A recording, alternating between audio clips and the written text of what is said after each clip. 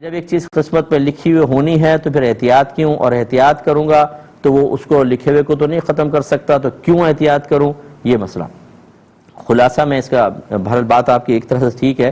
لیکن مسئلہ یہ ہے کہ حقیقت یہی ہے کہ کفر اسلام، نیکی بدی، ہدایت گمراہی، گناہ ثواب، یہ وہ ایسے معاملات ہیں جس میں اللہ تعالیٰ نے انسان کو تھوڑا بہت اختیار دیا ہے، ہدایت کے اسباب بھی مقرر کر دیے اور گمراہی کے اسباب بھی بطور آزمائش مقرر کیے اور عقل عطا فرما دی، اسباب دے دیے کہ اب آپ اچھائی کو اختیار کریں اور برائی کو چھوڑیں۔ اب ہم اگر اپنے قدرت و اختیار سے برائی کو اختیار کرتے ہیں، قابل گرفت اچھائی کو اختیار کرتے ہیں تو نیکی و ثواب ملے گا، اس میں تو اختیار ہے۔ باقی ان مسائل کے علاوہ جتنی بھی چیزیں ہیں اس میں ہمیں کوئی اختیار نہیں، وہ اللہ تعالیٰ کی طرف سے مسلط شدہ ہیں۔ کون کب پیدا ہوگا، کس کے گھر میں پیدا ہوگا، لڑکا ہوگا، لڑکی ہوگی، شادی کب ہوگی، کتنا کھائے گا، کتنا پیے گا، کہاں رہے گا، کب بیمار ہوگا، کب صحت مند ہوگا، کب مرے گا، یہ اور کہاں دفن ہوگا، یہ تمام امور اللہ نے مقرر کر دیے ہیں۔ اللہ کا فیصلہ ازلی ہے، ہمیں اس میں ہم پابند ہیں۔ سوال پیدا ہوا، صحابہ کرام نے بھی پوچھا اس بات کو سننے کے بعد کہ جب سب کچھ مقرر شدہ ہے تو عمل کیوں کریں، کس چیز کا رہا عمل؟ رحمت کونین صلی اللہ علیہ وسلم نے ارشاد فرمایا تم عمل کرتے رہو، اللہ تبارک و تعالی ہر ایک کے لیے اس چیز کو آسان کر دیتا ہے جس کے لیے اس کو پیدا کیا ہے۔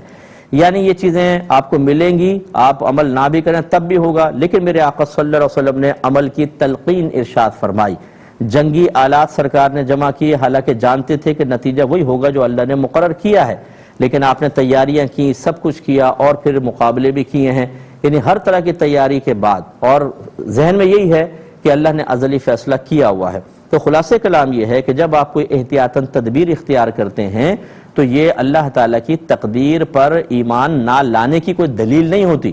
یہ نبی کریم صلی اللہ علیہ وسلم کی سنت ہے۔ بس آپ یہ ذہن بنائیں کہ جب آپ احتیاط کرتے ہیں تو وہ بھی تقدیر کے تحت ہی ہے، یہ اللہ نے لکھا ہوگا کہ اس مقام پر یہ احتیاط کرے گا تو آپ احتیاط کریں،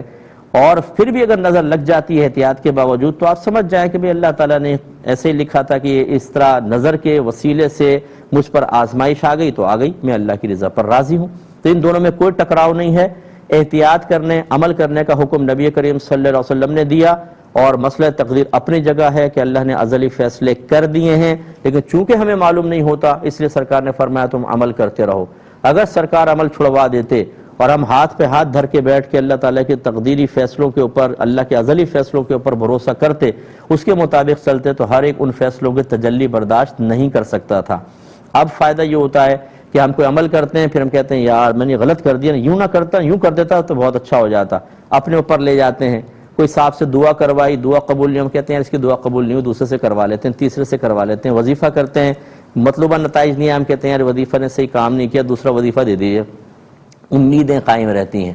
اور ہم اللہ سے براہ راست بدظن نہیں ہوتے۔ اگر صرف مسئلہ تقدیر پہ بھروسہ کر کے کوئی بیٹھ جائے تو میں نے جیسے کہا کمزور طبیعت والا ہوگا، اب کوئی عمل تو کر نہیں رہا، نہ دعا کروا رہا ہے نہ کچھ، اور مطلوبہ چیز ملی نہیں، اب کس سے بدظن ہوگا؟ براہ راست اللہ تعالیٰ سے بدظن ہوگا، اگر طبیعت کی کمزوری ہے تو، اور ایمان تباہ ہوگا۔ اس لیے عمل کرتے جائیں۔ تو آپ کو چاہیے تھا کہ آپ احتیاط کرتے، نہ بتاتے، لیکن بتایا اور نقصان ہو گیا تو اب آپ اس طرف توجہ نہ کریں، پچھتائے نہیں، بلکہ یہ سوچیں کہ اللہ کا ازلی فیصلہ یہ تھا کہ اس وقت نقصان ہوگا اور میں اپنے اللہ کی رضا پر راضی ہوں۔ باقی احتیاط کرنے میں کوئی حرج نہیں ہے، احتیاط آپ کر سکتے ہیں۔ آپ روڈ